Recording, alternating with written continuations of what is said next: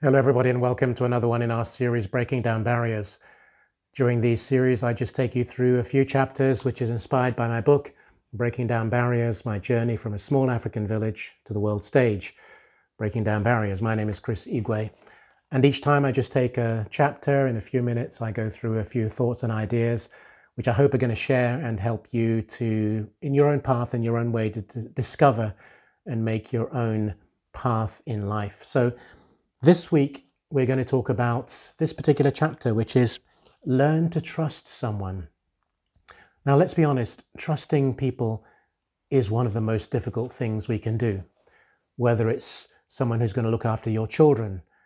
We've got friends who, under no circumstances would they allow even a babysitter to look after their children, whether they're young children, babies, or toddlers, or even older, which of course restricts them as a couple from being able to go out.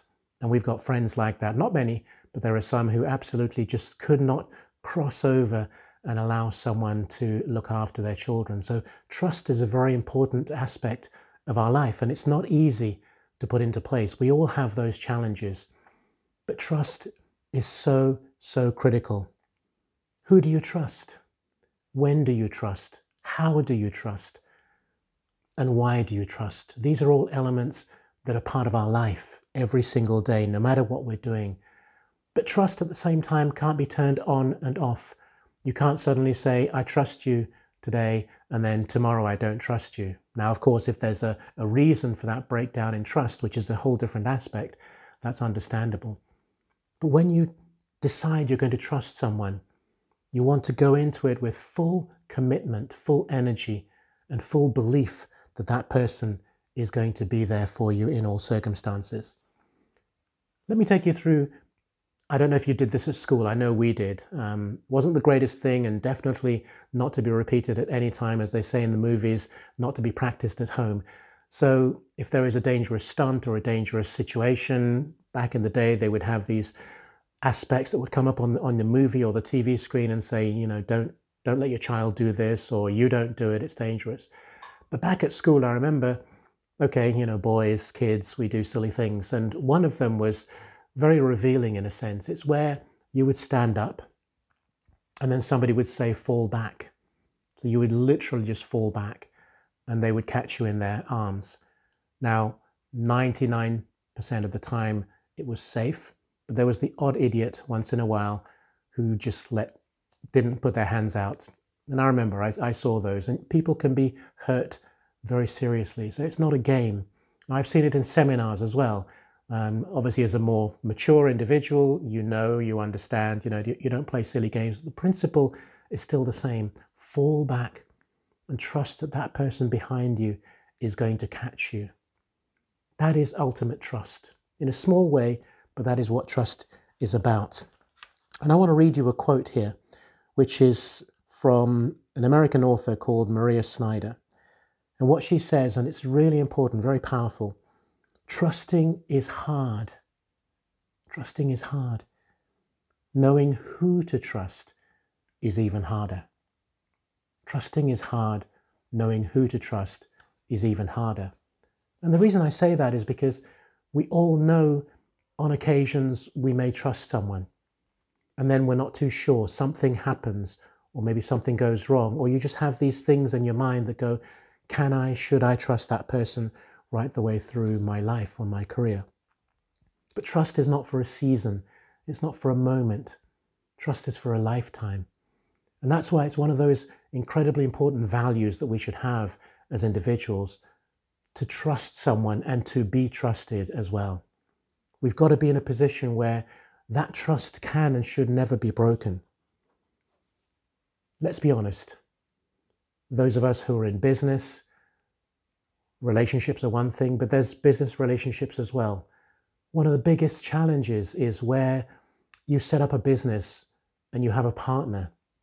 Initially, you're all on the same wavelength, you're on the same plane, everything is going fantastically. But don't forget that that person is also a human being, also an individual. Stuff happens, stuff gets in the way. Maybe it's family, maybe it's friends, maybe it's relationship, maybe it's financial. And then things start to get a little bit eroded.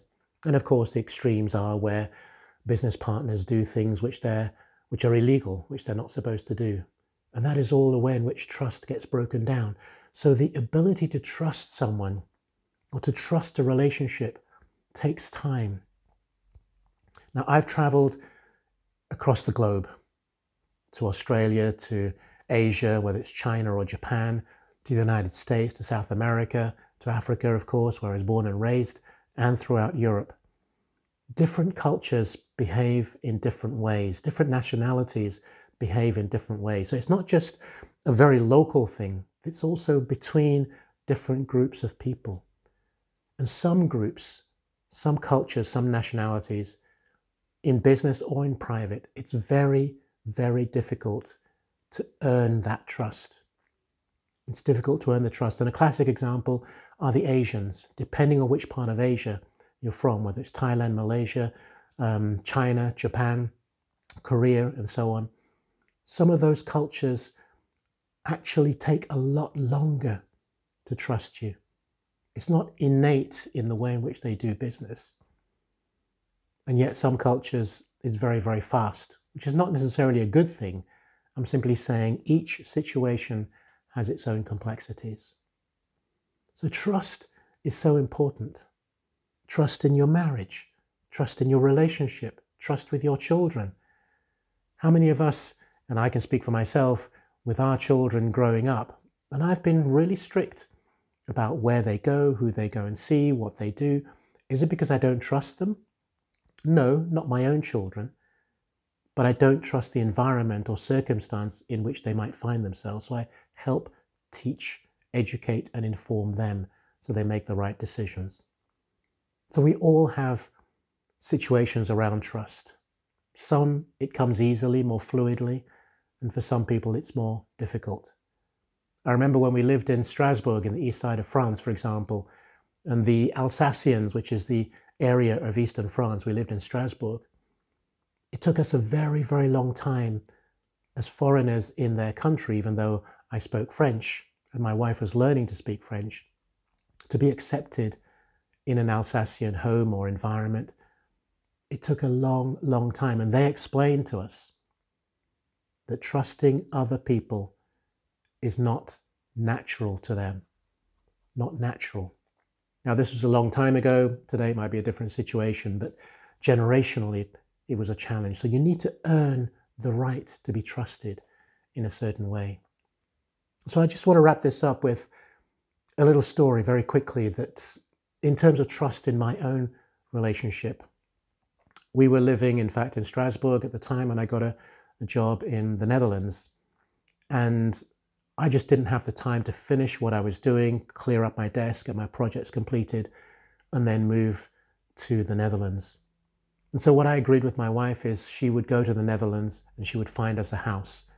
The company I was going to paid for a flight, accommodation, but in fact she just went for one day in the morning, and the idea was to look at houses. So we set everything up with the estate agents, the realtors, and she went and visited all these locations, and she found one. She found the house. And the real estate agent said to her, "Oh, so your husband's going to come over now that you like it and you've said you'd liked it. Before we move forward, will your husband come over and have a look as well and validate it?" And my wife looked at him and said, "No, my husband is not coming." He couldn't understand. He said, "Why? Your husband needs to be here." She said, "Maybe that's the way you see the world, but we don't. He has allowed me the full right and privilege to go and look at a house, make a selection, and come back and let him know," which is what she did.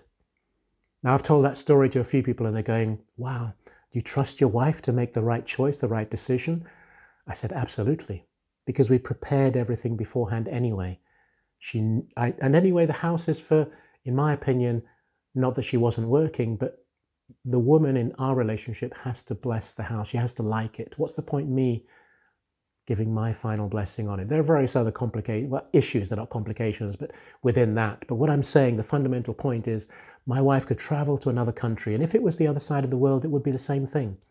I had no issue about her traveling off, finding a place, and us making a choice. And indeed, the end of that story is I did not see that house. I raised the mortgage and financing and everything else at a distance, and I didn't see the house until 45 minutes before we went to the notaire's office in the Netherlands and signed for it.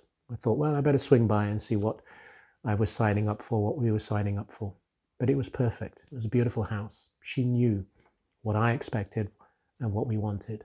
How far can you, or will you, or have you taken your relationship such that you can trust someone absolutely in a relationship, whether it's a personal one or a professional one?